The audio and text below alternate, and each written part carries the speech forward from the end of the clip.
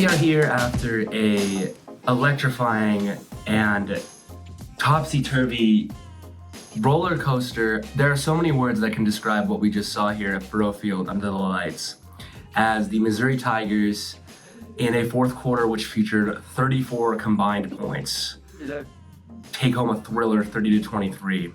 I'm here with, as per usual, here with Quentin Corpuel and our own Nate Edwards. Made the trip down here to enjoy this game that a lot of people had circled in the schedule, and it's because of moments like this. The fan turnout tonight was obviously a point of emphasis. It was a phenomenal atmosphere. I'd argue the best of the season so far. And I just want to turn it to you, Q. Talk to me about the way the offense looked in the first half, and what do you think was the key to them adjusting in the second half? Because Drake talked about in the postgame pressers, talking about how they had him where they wanted him. But what did you evaluate from that? Yeah, I've said multiple times leading up to this game, both on the podcast we went on and at halftime tonight, that this was reminiscent of days not just past, but of ways past, like wartime Mizzou, Oklahoma football, when there was very little offense to be found, and that's exactly what it was. It was 9-3 at halftime. It's crazy to say the first thing that came to my mind was something Theo Weiss said after the game. He said he's convinced that there's some sort of magic lying within Burrow Field. And it's definitely been percolating over the past couple of seasons. They could be a hater, which is understandable and probably more sensible. But over these past couple of seasons, whenever it has looked like Mizzou has been down and out, especially these past couple of games, as in Auburn and tonight, where the offense looked down and out, they find a way. Whether it is Drew Pyne looking the best he has all season in that second half, and the defense making plays, like Zion Young did to seal a victory with a game-winning scoop and score, per him, his first touchdown since ninth grade, when he was a fullback in high school. But these guys keep finding a way. I don't know how. The brotherhood is extremely strong, and these guys, they never give up. Eli Drinkwitz gave a pretty impassioned post-game press conference speech about how his team blocks out the noise. He definitely listens to it. But even if the noise is heard, it is not listened to. And if it is listened to, they turn that into motivation. And this motivation, since the beginning of 2020-23, has produced victories. Mizzou remains undefeated in one-score games, including tonight when it looked like they were going to lose a clunker. They end up winning a sudden thriller. I was going to be surprised if either team got to 20 points. Both teams did, and Mizzou even got to 30. So with that, Nate, I'm going to pivot to you here. Talk about the defense, and Drink said that the defensive front beat their asses today. And I think anyone who watched the game could say that's an apt description, because the punter had 43 yards passing and Jackson Arnold, the quarterback, had 74. So this was a game that was a testament to the skill of the defense of Mizzou. But what did you see from them? What do you think worked so well for them today? Well, I think something helps is when you go up against a G5 offensive line, which is what Oklahoma's offensive line is. And no disrespect to those guys. You still have Bill Bedenbaugh on staff. Just one of the greatest offensive line coaches of all time. But even if you give an artist a rusty can to work with, he can probably make art, but it's probably not going to be as good as if he had the tools that he actually wanted. First couple drives, I thought Oklahoma's offensive line was able to get creative in how the running game attacked Mizzou's front. And then Corey Batoon went, turned the knob slightly, and that was done. And what can you do? I mean, if Mizzou fans that are my age, you go back to 2015, certainly, 2019, offensive lines that could not work well together or were suffering from injuries. We've seen what that looks like, and that's what we watched on Oklahoma's sideline, which is, again, mind-numbing if you're my age and you've gone up against Oklahoma 4, 5, 6, 7 times, and usually you lose. The defense really, their strength is the fact that they don't need to create havoc, and they created a metric ton of havoc. Just pressures, passes broken up, the fumbles. Oh my God, the fumbles. Jackson Arnold has It's 6 total fumbles. 6 fumbles forced. I mean, I don't know how spicy you guys get on this. Jackson Arnold had dicks for fingers and could not hold on to the ball. That's definitely the spiciest we've gotten on here. I think we're fine. He could not hold on to the ball. He had 2 runs that went for more than 8 yards that were undone because he just dropped the ball. And the one where he dropped the ball, I just don't even know. Credit to Mizzou's defense because they were in his face, but he also was just bad to a level that you don't really expect from a 5-star quarterback on a blue blood team. So Drinkwitz is right. This defense kicked their ass. That's what he said in the press conference. That's what we're saying now. There's also a benefit of all of their receivers being injured, the offensive line being G5, and a quarterback who just loves to drop the ball. And again, we were in a dogfight until literally the last couple minutes of the fourth quarter. Yeah. So we're lucky that this was the instance that we were in, that this was the situation. It made for an entertaining game. Defense wasn't the problem, though. It wasn't going to be the problem. It just benefited from a very generous offense tonight, which was needed. Yeah, Nate, I think to your point, I've talked a lot about Jackson Arnold this year, and I think what's made a lot of what's been so shocking about Oklahoma, specifically with Arnold, you look at what he was able to do last year. Even the bowl game against Arizona, he throws 3 picks, sure. But in that game, the BYU game, a couple of instances before that, he was making some really high-level throws and some high-level decisions. And I tabbed him as a Heisman dark horse before the season. I felt pretty comfortable saying that. But he looked really, really poor tonight. And as Nate said, it really does not help when your top receiving options are not in the game. And the offensive line has now given up over 100 pressures. They were at 93 before tonight per PFF. I find it hard to believe that they did not cross the century mark tonight. That is one of the worst numbers in the entirety of Power 4. There were teams that were above the century mark before tonight. I think UCLA was above that threshold. But nevertheless, that's a really poor number. And as Nate said, the defensive line and the linebackers too. Oh my goodness. Tristan Newson. That play doesn't happen if Tristan Newson does not get into the backfield. I mean, and here's the thing, he rocked Jackson Arnold. Talking about players getting rocked. Sidney Williams unleashed one of the biggest hits I have seen on a football field today. Everybody in that press box was just like, oh my God. I don't usually cuss, but I felt that shit. Oh my God. And one thing that I wanted to touch on really from this game, that you talk about OU's offense. I mean, this is an offense we're talking about. This is 130th out of 134 in EPA per play. Like, this is an offense that doesn't do many things well. Mm-hmm. And to put that almost 100, probably 100 pressures now statistic, Missouri's offensive line has been criticized a lot this season, and they've allowed 52 pressures this season. So that just puts it into another stratosphere of how 38 sacks, so plus 3 is 41 sacks on the year. Like, that's I feel for Jackson Arnold. I do.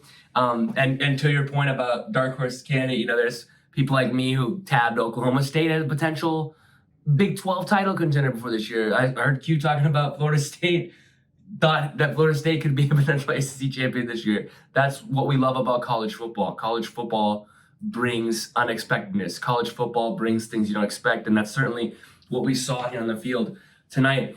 And, one thing I wanted to talk about that I feel like we haven't even gotten around to is the resilience of Drew Pyne and just the way he played and how he adjusted in the second half. One thing I noticed in particular was he was a lot more mobile. The second half, Theo Weiss even said he didn't even know that Drew had that in him. And Drew said, I'm not going to get you a 50-yard touchdown, but I'll get you a first down. And I think that, and he did it twice, and he made sure to let the crowd know about it. So, Q, talk to me about the way he responded, the mobility he showed, and the kind of throws he made today. I mean, it's tough to be at the kind of rock bottom he was at after Alabama. Yeah. He walked into the post-game press conference and he looked understandably disheveled. Yeah. That's what happens when you throw 3 interceptions in a big-time game, in a big-time atmosphere. But he said at that presser, he looked me straight in the eyes and said, I have 2 options as a man. I can either curl up in a ball or I can put my head down and grind my ass off to be better. And that is exactly what happened tonight. Yeah. The mental fortitude of this team is pretty unbelievable. Not just with Pyne, but everybody in general. And yeah, Drew Pyne's not flashy. As he said, he's not going to pick up a 50-yard game, but he sure as hell can get you a first down. And as he did it, as Nate said, multiple times tonight when they needed a first down. Yeah. I mean, I know he put his head down and grinded. He also went 6 for 11 for 23 yards in the first half. I think that's important to acknowledge that the first half was pretty gross from an They did not have them right where they want them. He, outside of the 19-yard completion to Theo Weiss, which was a good throw, Yeah. and it was a good play, he was 5 of 10 for 4 yards. And most of those passes, a large chunk of those passes were at or behind the line of scrimmage. Yeah, I think there's only like 2 that went over 10 yards. And Drinkwitz went into the post-game conference and said, hey, first half we were trying to establish the run so we could set up the deep shots for the second half, which, Yeah. okay, like I'm going to take him at his word. I don't believe him. I don't believe that was the case, but if that's what you were actually doing, then okay, that's that's fine. But the deep passes did work because he finished 14 and 27 for 143 yards and 3 touchdowns. I mean, this is the first time Mizzou threw for 3 touchdowns since when? September 30th, 2023. There you go. Yeah. Wow. Been a long time. Wow. Been a long time. I didn't even know that. And that was Brady Cook. Yep. This is Drew Pyne. Yeah. So I mean, this is an excellent Oklahoma defense. We all knew that going in. When I on before the box score on Wednesday, I said that this is, you either went strength on strength and ran into a brick wall, or went week on week and hoped that the receivers break open. And they did mostly strength on strength for the first half and did a little week on week in the second. And when did the touchdowns come? Fourth quarter. So I guess the dam broke, which I cannot believe this defense broke like that. The Oklahoma defense? Yes. The quarterback draw up the middle was such an uncharacteristic play for me. Because, yeah, a lot of people could talk about how great of a play that was by Drew Pyne, right up the middle, getting that first down. But I have never quite seen there has not been a hole that has opened up like that in Oklahoma's defense in a running play like that all season. You're talking about, this is a defense that is in the 97th percentile of rush EPA per play allowed. This is a defense that is one of the best in the country at the third down success rate allowed. And Drew Pyne was, as Coach said, 11 for 19 on third down today. I mean, he said, I can get you a first down, and that's what he did in the fourth quarter. Yeah. Mizzou was not above 50th percentile in any stat on offense today, except for third down success rate. And in a game like this, that's what wins you football games. Converting on third down in a tight game like this, it will always be the difference. Oklahoma was 5 or 15. Wow. On third down. Wow. Yeah. I mean, that's kind of a microcosm of what Mizzou has been, especially this year. They have not been great at a lot of things, but when it has mattered most, aka third downs, when you need a conversion to stay alive, they have been one of the best teams in the country at doing so. Their late down success rate is phenomenal. Mm-hmm. Yeah. And it stayed phenomenal today. And to rewind just a little bit, I wasn't scoffing at the existence of magic with this team. It's just so weird to hear. Okay. Okay, You that's a very good point. I think I know what you're getting. You are not of drinking age yet. You have been a Texas kid for most of this time. If you grew up as a Mizzou fan, you do not get these sorts of games breaking your way. You got the game stopped when Jamal Roberts fumbled and they scooped and scored. That was going to be the end of the game for the past 40 years. Yeah.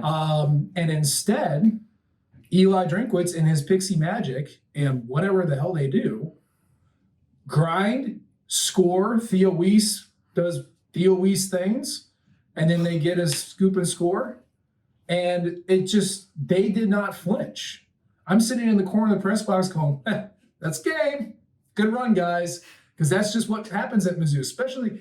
And that north. We talked about this. The false start on the extra point. Oh my Adeen God. looks at me and he goes, well, I certainly hope. I'm like, I'm already ahead of you, buddy. I've got this scar. It's right here. It hurts real bad. I said, I hope that doesn't affect the game. And wouldn't you know it, he misses the extra point because it goes backwards, and then it affects the game. So I'm sitting there saying, game over. And then Drew Pyne goes down and gets a touchdown, and then the scoop and score happens. That does not happen at Mizzou, and it just happened. Nate, can I make that's a great point. I'm glad that you're here to balance out the two of us who, as you are not very old. I will make a very quick point about a long story. I did not grow up with Mizzou. I was raised in suburban Maryland as a Miami Hurricane. I wasn't even in, well, not today, but the entire season, yes. Thank you. Not only was I not raised a Mizzou person, but I wasn't even in the area where I could absorb Mizzou lore and feelings by osmosis like I did for Maryland and Georgetown, for example. So when I got here, I needed people like Nate to explain to me To bring him down. why everybody feels the way they feel about certain things, especially games like these. And I'm glad that for my sake, I've been doing every Friday Mizzou opponent histories. And I've watched these documentaries. Thank you. I've watched these documentaries. I've read these books. I've scoured over Bill C's articles and Nate's articles and all of this archival stuff to understand where Nate is coming from. And now that he has explained it, this wasn't the first time, obviously, but now that I've read all that and seen all of that, I get it. And I get why Nate feels that way. And I understand why this crowd was dead silent after Billy Bowman Jr.'s scoop and score, especially the people opposite of the student section that had seen this movie play out so many times before. But not these Tigers. No. Not this team. And just to add on to that, you know, I'm from Texas. I grew up a Pitt fan, so I know a little bit about misery growing up. I've witnessed Mitch Trubisky throw a touchdown with no time on the clock to win the game by 1 point. And to your point, upon, you know, I know a guy. He's 56 years old. His name's Justin Jackson. This is Beta Sigma Psi house dad. He looks at me. He texts me during any Mizzou loss, and he always goes, I told you. I was there in 1990, fifth down. I've experienced the worst. And so any Mizzou fan that has experienced this team for a long period of time, it's just an air of, oh, this is happening again. Oh, this is Mizzou. Misery, you know? And these teams under Drinkwitz have found ways to miraculously avoid that. You're talking about 4th and 18 against Florida last year. Mm-hmm. That game, that roller coaster of a moment reminded me a lot of what we saw here tonight. And Theo, he said he was going to take a look at this point first, said this was the best atmosphere he's experienced at Mizzou. He said we're going to put a pin in it. He said, I'm going to review it later. Nate, I want to ask you real quick, where does this rank amongst recent Mizzou wins for you? So you're going to have to excuse the emotion that gets tied to it, because again, as a Big 8 kid, beating Oklahoma never happened. Mm-hmm.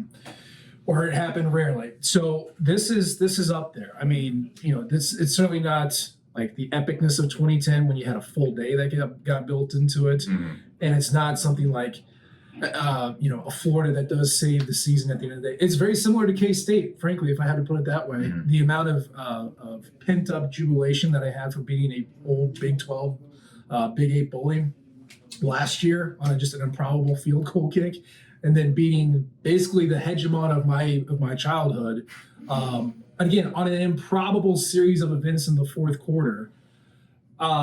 This is up there, man. And considering how the team played in the first half and the things that they had to deal with, the North Zone curse that was going to be discussed, and then just how they won, it's up there. It's up there. And certainly in the past, 2-3 years, this is one of my favorites. So everyone's going to have their own flavor, but that's where I put it. Well, we've done a lot of discussion. And I hope you guys can take away from this that tonight was a special night here at Furrow Field, and it was kind of not a full healing of the wound, but definitely, I'd say, a pretty big bandage on the wounds of past for Mizzou fans, especially relating to that football team in what we're gonna say, maroon, red, Crimson and Cream. crimson and cream, and the quickness that Nate knew the colors there tells you enough. So I guess are there any other thoughts? Real quick. Eli Drinkwitz post game said that they're shooting for the playoffs. It is okay. This will be the last big thing we talk about before we get out of here. 7-2. Mm-hmm. Best win is Vandy. probably Vanderbilt, who just got dominated today by South Carolina, who Mizzou is playing next week. Yep. So by the end of the season, if Mizzou does finish 10-2, if they are making a playoff case, which at that point they would as a 10-2 SEC team, their best win would probably be South Carolina, who currently has 3 losses. But if you want to find any sort of silver lining, right? they have 4. No, if we beat them, they would have They'd have 4, yeah. Oh, they'd at Well, best shoot, be that's a 14. good point. But the silver lining you would try to make shine as bright as possible, they were right there with Alabama, and they were right there with LSU. But even so, LSU just got dominated by Alabama today.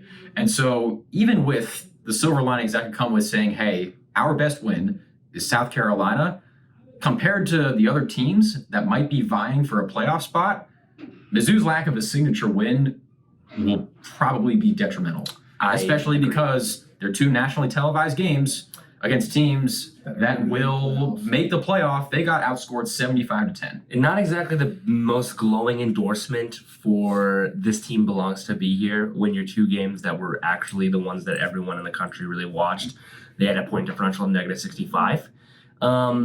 Now, and to your point, a lot of people watched that Texas A&M game, and unfortunately for that team, they didn't look like an SEC team. Because at least a with playoff team. Alabama, you could say Brady Cook got hurt, Yeah. and Drew Pyne was put in a bad spot. No, yeah. A&M, they had and the full defense, roster. and the defense kept Mizzou in the game for the first half and simply broke under too great amount of pressure in the second half because the offense was doing pretty much nothing. So with that, I think we're gonna leave you guys here today. And I've been Adeen Rao. And you will still be a Dean Rao.